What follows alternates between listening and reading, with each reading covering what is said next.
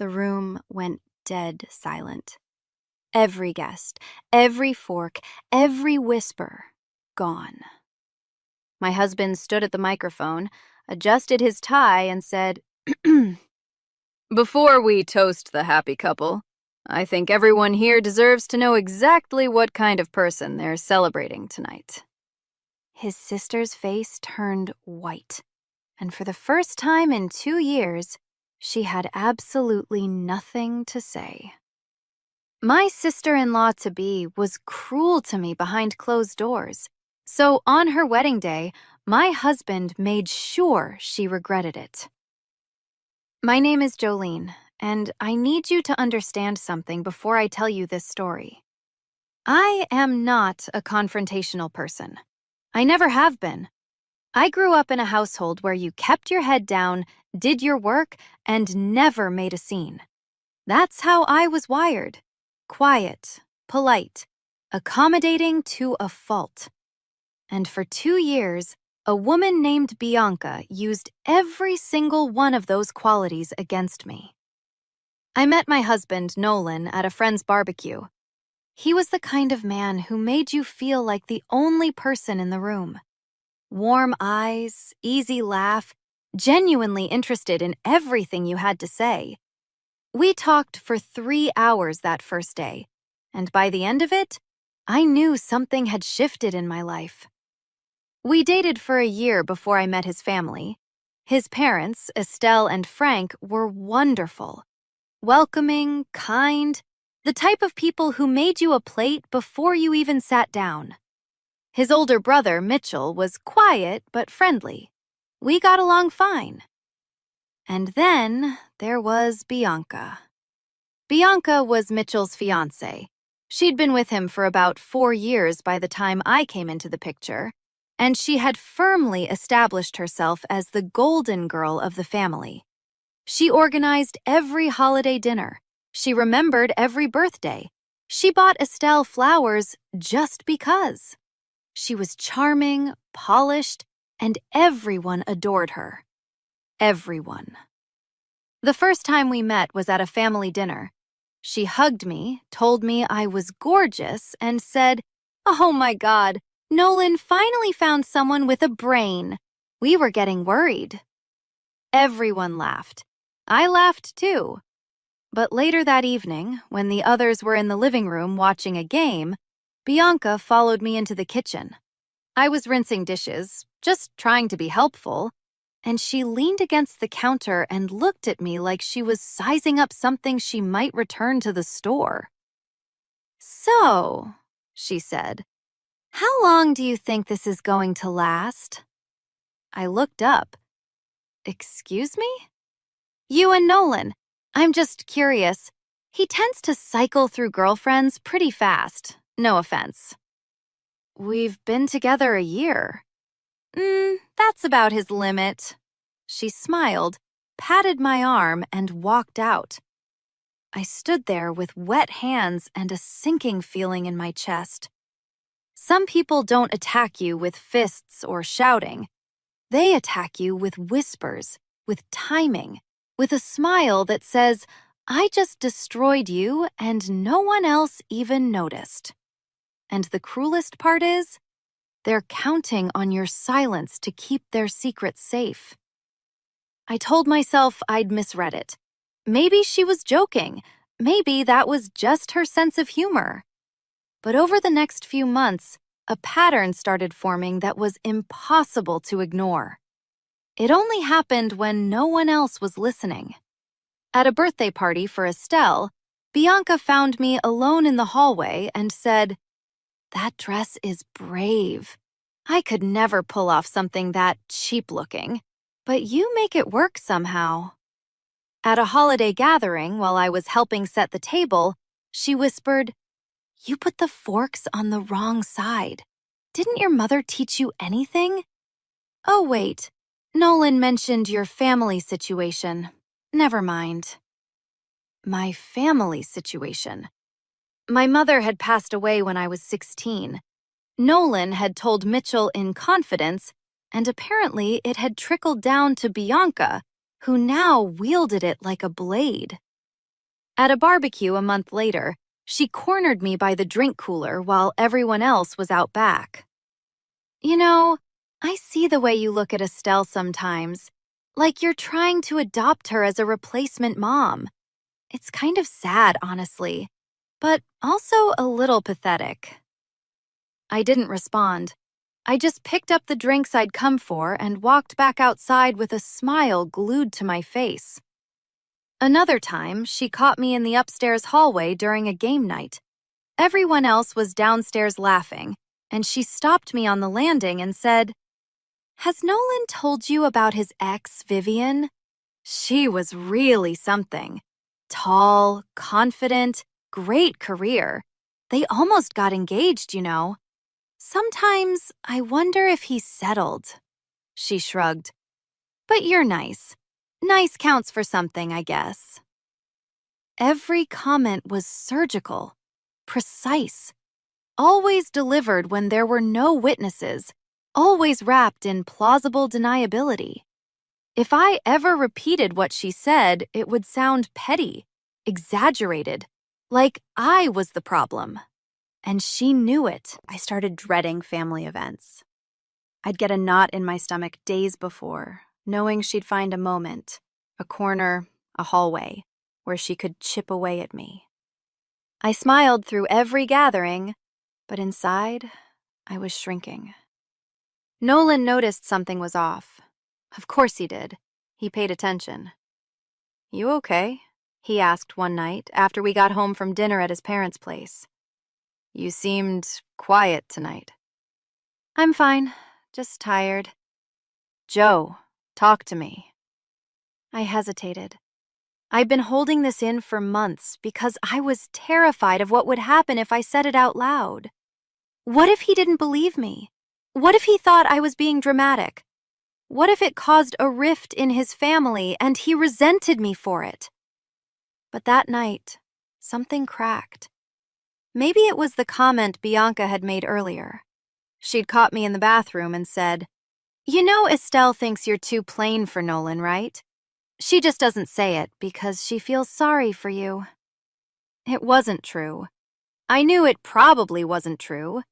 But the fact that she said it, so casually, so confidently, made my hands shake. So I told Nolan everything. Every comment, every whisper, every perfectly timed cruelty delivered with a smile. I told him about the forks and my mother, about Vivian, about the replacement mom comment, about every single hallway, bathroom, and kitchen corner where she'd found me alone and carved another notch into my confidence. My voice broke twice. My hands were shaking in my lap. I kept expecting him to interrupt, to say, "Are you sure?" Or, "Maybe you misheard her."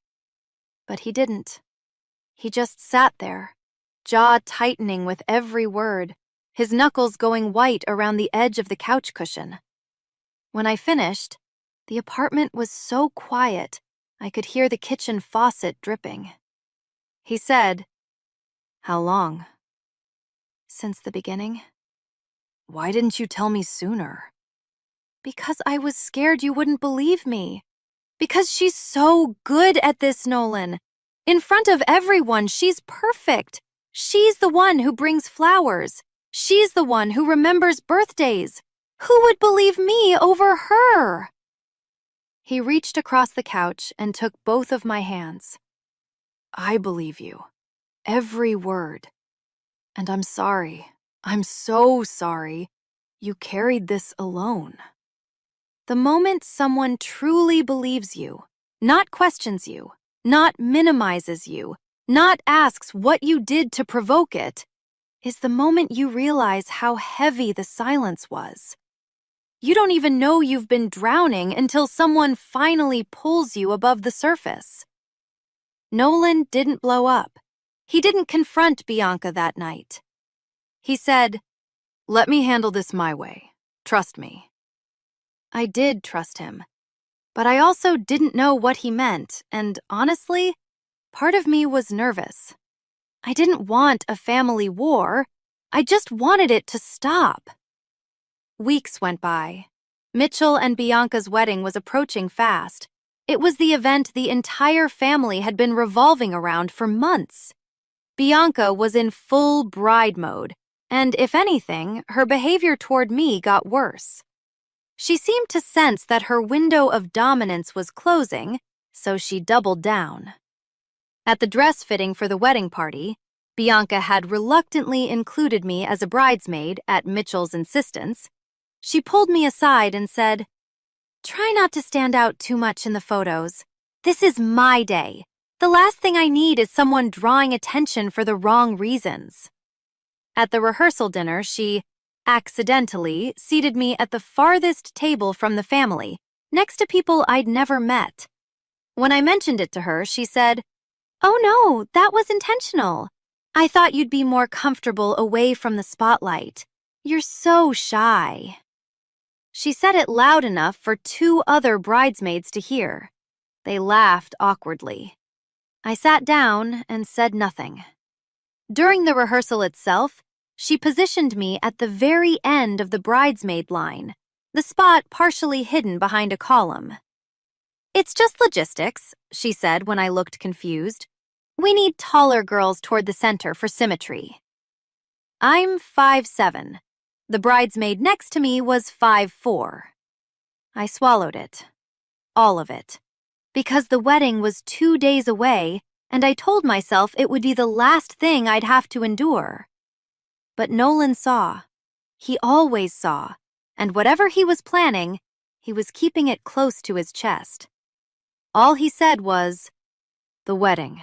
Just get through to the wedding." That phrase haunted me for weeks. What was he going to do? I asked him 3 times. Each time, he just kissed my forehead and said, "Trust me." The wedding day arrived. It was everything Bianca had dreamed of. Elaborate, pristine, every detail manicured to perfection. She looked stunning, I'll give her that. The ceremony was beautiful. Mitchell cried, Estelle cried. Even Frank, who never showed emotion, wiped his eyes.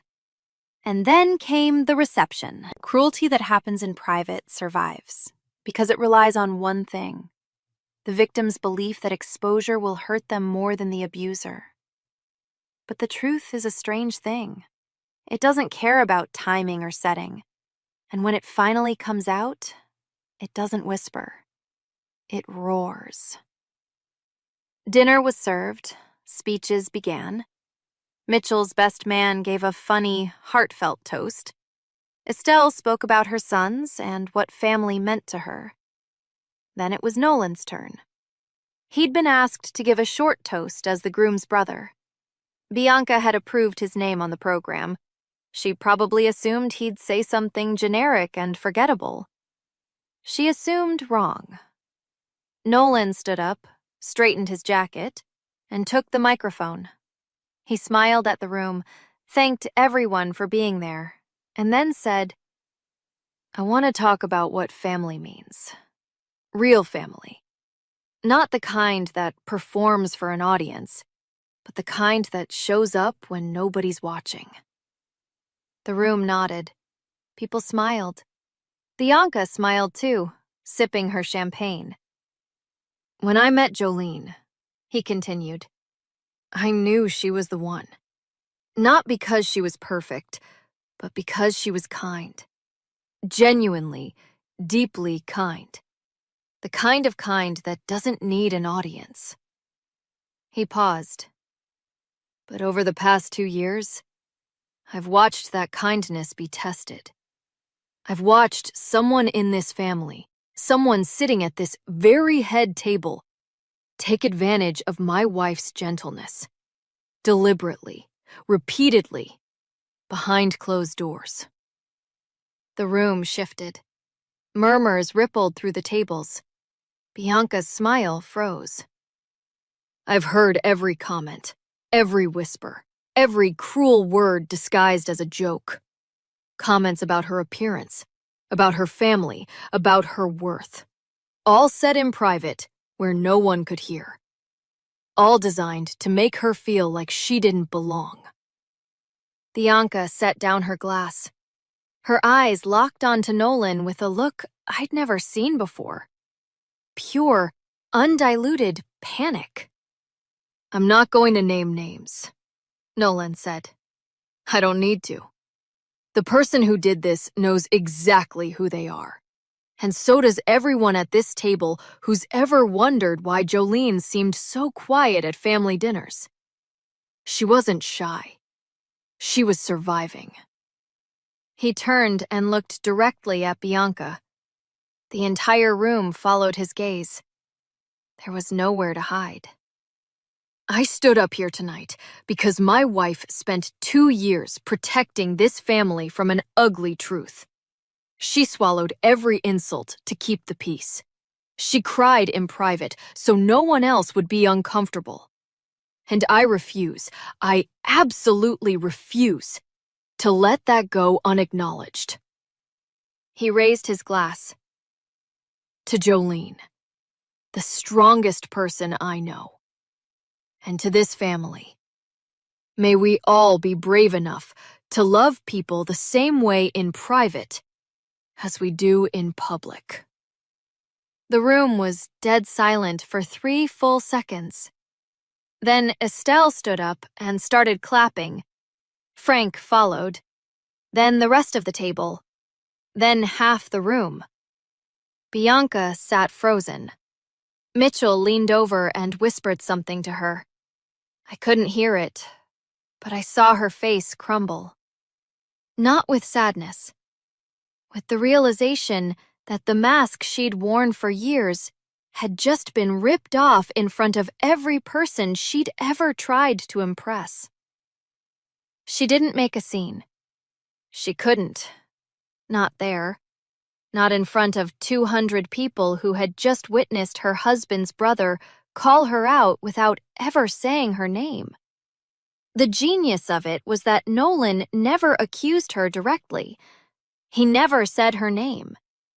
But everyone knew. You could feel it in the room, like a change in air pressure. After the toast, the music started and people moved to the dance floor. But the energy had shifted. Conversations at every table had a new undercurrent. I saw Estelle pull Nolan into a tight hug and hold on for a long time. I saw 2 of the bridesmaids exchange a look that said everything without a single word. And I saw Bianca sitting at the head table, champagne untouched, staring straight ahead like a woman watching her own empire crack down the middle. Justice doesn't always come in the form of a courtroom or a confrontation. Sometimes it comes in the form of truth, spoken clearly, at exactly the right moment, by someone who refused to stay silent any longer. And the people who built their power on secrecy? They collapse the moment the lights come on. After the reception, Mitchell pulled Nolan aside. I braced myself for a fight. But it didn't come. "How long?" Mitchell asked. 2 years, Nolan said. Mitchell closed his eyes. "Jolene told you everything?" "Every word." Mitchell nodded slowly. "There were signs. Things Bianca said about other people, her coworkers, her old friends. I told myself it was stress. I told myself she was different with family." He looked at Nolan. "She wasn't, was she?"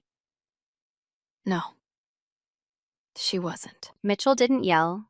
He didn't defend Bianca. He just stood there, processing the weight of something he probably already knew, but had been too close to see clearly. He looked at me across the room and mouthed 2 words. "I'm sorry." I nodded. That was enough. In the weeks that followed, things shifted. Bianca didn't apologize, at least not to me. I didn't expect her to. People like Bianca don't apologize because they don't believe they've done anything wrong. They believe they simply got caught. But the dynamic changed. At family gatherings, she no longer sought me out in hallways or corners. She no longer whispered. She was polite, stiff, performative, but polite. And the family, without anyone saying it outright, rearranged itself around a new understanding. Estelle started seating me next to her at dinners. Frank would ask about my work, my hobbies, my week. Nolan's arm stayed around my shoulder at every event, steady and deliberate. Mitchell and Bianca stayed together. I don't know what their private conversations looked like, and honestly, it wasn't my business. But I noticed Mitchell watching her more carefully after that. The way you watch someone when you've just realized the person you trusted most has rooms in their house you've never been invited into. As for Nolan and me, that night changed everything. Not because he rescued me. I don't need rescuing. But because he saw me. He believed me. And when the moment came, he stood up, not to fight, not to humiliate, but to tell the truth. To say, in front of the people who mattered most, that his wife deserved better. That's not a grand gesture. That's just love. Quiet, steady, unwavering love. The kind that doesn't perform for a crowd, but shows up exactly when it matters most. I still think about those 2 years sometimes. The whispers, the comments, the way I'd drive home from family dinners gripping the steering wheel so hard my knuckles turned white. I think about how close I came to believing her. Believing I was too plain, too quiet, too broken to belong in that family. But I wasn't broken. I was just bending under the weight of someone else's cruelty. And the moment I let someone help me carry it, the weight disappeared. If you're reading this and you recognize yourself in my story, if someone in your life is hurting you where no one can see, please hear me. You are not imagining it. You are not overreacting. And you do not have to carry it alone. Have you ever had someone treat you completely differently behind closed doors than they did in front of others? I want to hear your story. Drop it in the comments below. And if this one hit you in the chest, smash that like button and subscribe so you don't miss the next one. I'll see you there.